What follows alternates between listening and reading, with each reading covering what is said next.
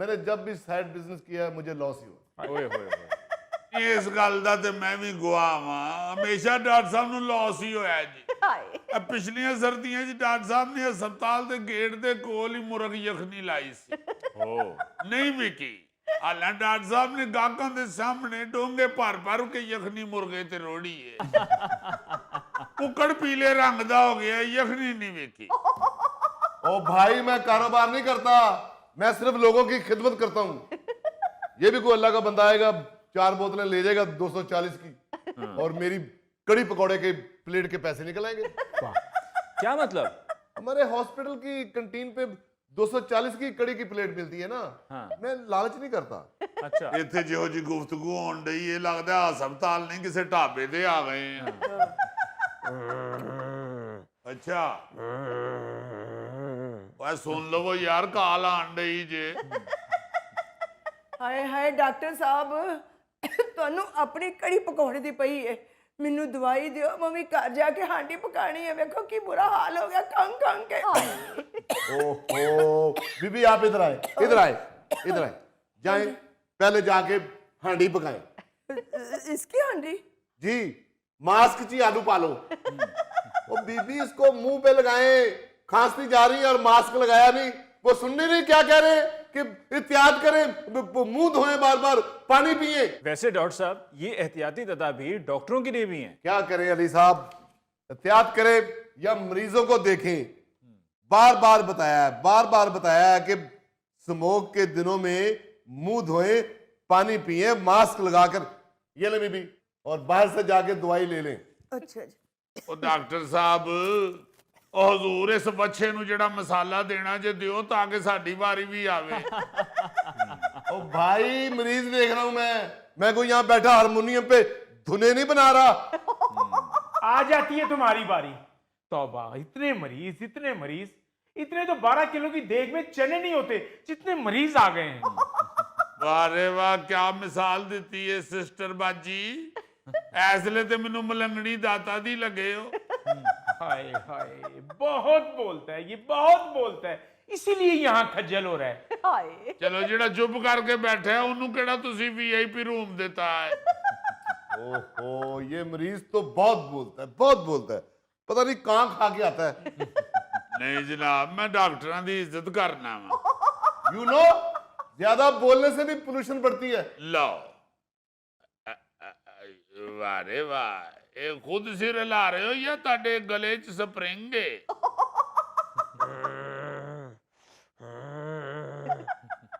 Doctor ਸਾਹਿਬ, ਇਹ pollution ਪੈਦਾ ਕਰ ਰਿਹਾ ਜੀ, ਇਹਦਾ ਤਾਂ ਕੋਈ ਸੋਲੂਸ਼ਨ ਕੱਢੋ। ओ माय गॉड, एक डॉक्टर किस को देखे। वैसे विफाकी वजीर सेहत मुस्तफ़ा कमाल साहब ने ठीक कहा है कि ये हमारा हेल्थ केयर सिस्टम नहीं, सिक केयर सिस्टम है। हाय कि एक डॉक्टर 35 से 40 मरीज तो देख सकता है, 250 मरीज कैसे देखे? ਉਹ ਨਹੀਂ ਜਨਾਬ, ਤੁਸੀਂ ਸਾਡੇ ਡਾਕਟਰ ਸਾਹਿਬ ਨੂੰ ਨਹੀਂ ਜਾਣਦੇ।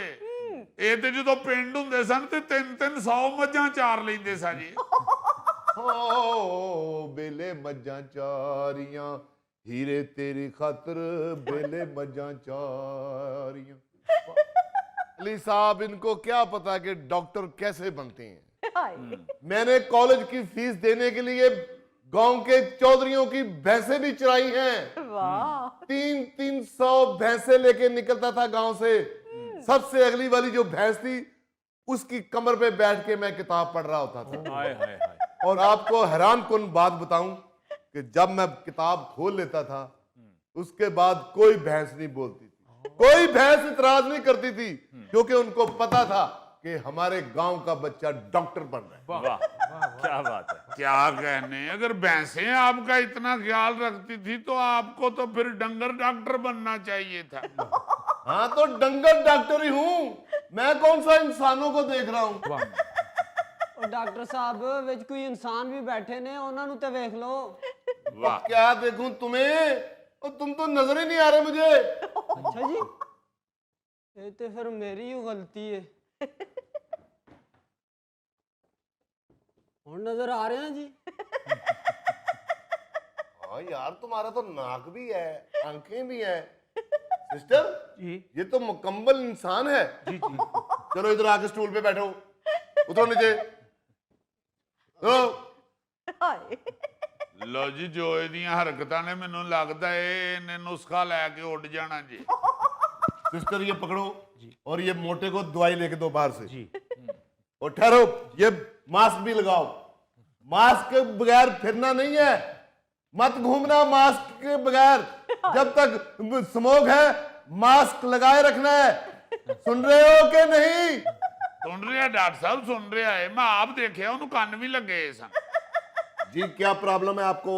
डॉक्टर साहब सांस बड़ी मुश्किल से निकल रहा है। तो घबराने वाली कौन सी बात है?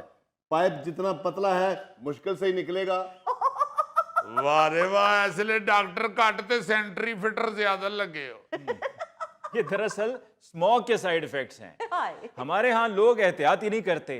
हर साल ये स्मोक का सीजन आता है और गुजर जाता है। हाँ जी। अगर आप इंटरनेशनली देखें तो वहां पर जब भी कोई इस तरह का सीजन आता है जिसमें कोई खास बीमारी हो, उसके लिए लोग पहले से ही तैयारी करना शुरू कर देते हैं। हाँ जी, बिल्कुल। और हमारे यहाँ सोच ये है कि जी पहले भी हुआ था, इस बार भी हुआ है, वक्त गुजर जाएगा, वक्त घट जाएगा। कोई एहतियात नहीं करते, मास्क नहीं पहनते। हुकूमत कह कह के थक जाती है, लेकिन हुकूमती बात को भी ये सोच कर ये कह के रद्द कर देते हैं कि भाई हुकूमत इंतजाम करे, हमें क्या एहतियात करनी है। ਬਿਲਕੁਲ ਓਏ ਆਓ ਜਿੱਤੇ ਹਕੂਮਤ ਕਰੇ ਨਾ, ਹੁਣ ਸਾਰਾ ਲੋਡ ਆਵਾਮ ਤੇ ਹੀ ਪਾਈ ਜਾਂਦੇ ਨੇ। ਲਓ ਕਿੱਥੇ ਲੈ ਜਾਣੇ ਨੇ ਹਕੂਮਤ ਨੇ ਇੰਨੇ ਪੈਸੇ? ਆ ਕਦੀ ਟਰੰਪ ਨੂੰ ਮਿਲਣ ਦੇ ਨੇ, ਕਦੀ ਸਾਊਦੀ ਅਰਬ ਦੇ ਬਾਦਸ਼ਾਹ ਨੂੰ ਮਿਲਣ ਦੇ ਨੇ, ਕਦੀ ਤੁਰਕੀ ਦੇ ਸਦਰ ਨੂੰ ਮਿਲਣ ਦੇ ਨੇ। ਹਾਏ ਜ਼ਾਹਿਰ ਹੈ ਪੈਸੇ ਤੇ ਲੱਭਦੇ ਹੀ ਹੋਣਗੇ।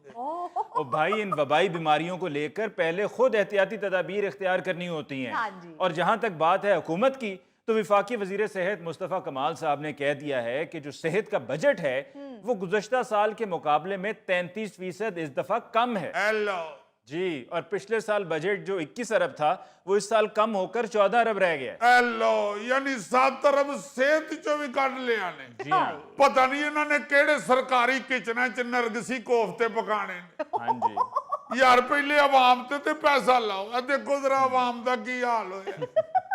ਪੈਸਾ ਕੀ ਇਹਦੇ ਤੇ ਵਿਚਾਰੇ ਤੇ ਲੱਗਣਾ, ਇਹਨੂੰ ਤੇ ਹੁਣ ਤੀਲਾ ਵੀ ਲੱਗੇ ਤੇ ਇਹਨੂੰ ਦਰਦ ਹੁੰਦੀ ਜੀ। हाँ मैं तो उस वक्त से हैरान हो रहा हूं कि इंसान में हाजमे का सिस्टम होता है, सांस लेने का सिस्टम होता है, ਅੱਛਾ नर्वस सिस्टम होता है, महसूस करने का सिस्टम होता है।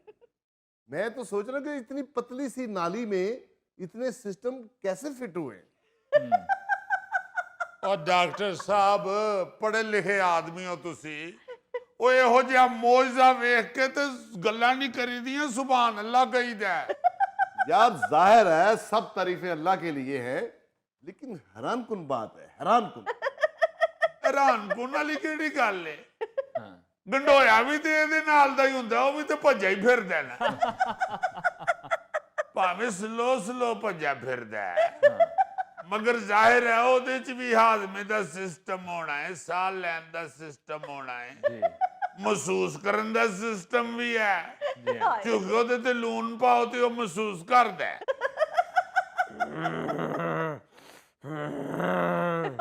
ਇਹ ਦੇਖੋ, ਇਹ ਵੀ ਤੇ ਕਿਸੇ ਸਿਸਟਮ ਦੇ ਤਹਿਤ ਹੀ ਆਵਾਜ਼ ਕੱਢ ਰਿਹਾ ਨੇ।